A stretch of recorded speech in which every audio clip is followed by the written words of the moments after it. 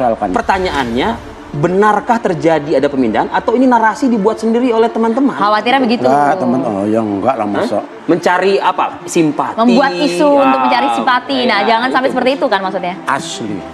Tidak ada narasi yang kita bikin-bikin. Oke. Itu fakta. Tapi semua hal yang asalnya misalnya kita ingin di tempat ini pindah di tempat lain, itu enggak kita persoalkan. Itu.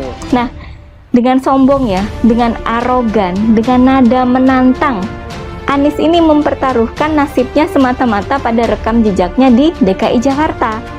Entah karena dia ngibul, dia licik, atau dia bodoh, nggak tahu deh kita. Mungkin strategi ini memang jadi keharusan buat orang yang hanya bisa melakukan pencitraan.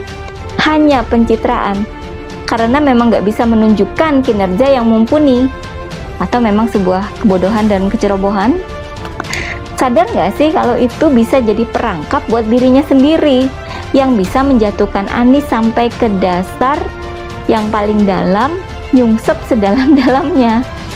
Pada dasarnya pemilih kita ini pemilih yang sangat dinamis. Kami menemukan misalnya 2 bulan lalu kami menemukan ada 31% pemilih partai di 2019 itu sekarang berubah partai, pindah.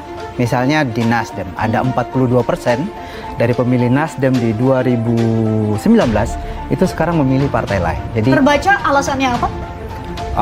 Kita bisa menyimpulkan alasannya. Misalnya kalau kita lihat dari basis pemilih Nasdem misalnya, dalam 2 bulan terakhir ada pergeseran suara dari Indonesia Timur yang merupakan sebenarnya basis dari Nasdem di 2019 itu sekarang berkurang. Sebelumnya Indonesia Timur itu mewakili 2,23% pemilih nasional. Berpindahnya ke? Berpindahnya ke macam-macam. Kita punya data di sini ya. Penjagalan Safari bareng Nasdem mulai dilawan. Anies Baswedan disorot tajam, dia biasanya sopan. Silaturahmi atau safari politik Anies di berbagai tempat sebelumnya oke-oke saja. Oke. Di Medan oke, yang justru bukan kandangnya Anies kan begitu. Kita sudah lihat apa masalahnya. Kita tahu apa yang dikoreksi, tapi tidak akan muncul otomatis. Kita harus ikhtiarkan sama-sama. Di tahun 2024 akan terjadi kesempatan untuk perubahan. Apakah siap menjadi bagian dari perubahan? Kembali, arogansi dipertunjukkan Anies. Kata Anies, Indonesia dibangun dengan gerakan, bukan dengan program. Jadi Anies menawarkan rekam jejak.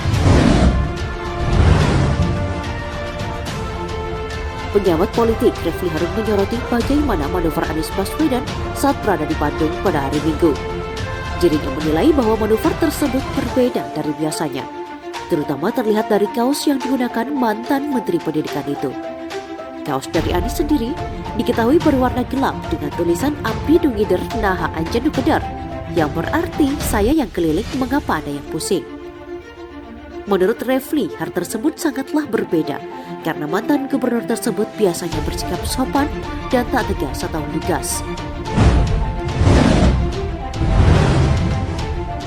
Anies biasanya sopan, tapi ini dia bikin kaos yang dipakai. Anies ini dalam politik Indonesia itu good boy. Dia jarang meladeni debat gosir sama orang, kata Refli Harun di kanal YouTube miliknya pada hari Senin. Diduga, kaos tersebut merupakan jawaban atas sejumlah pihak yang kerap melakukan penolakan atas safari politik yang dilakukan Anies Baswedan ke sejumlah tempat. Saat akan menggelar jalan santai di Stadion Sijalak Harupat pada hari Minggu kemarin, sejumlah orang menggelar aksi penolakan terhadap Anies Baswedan.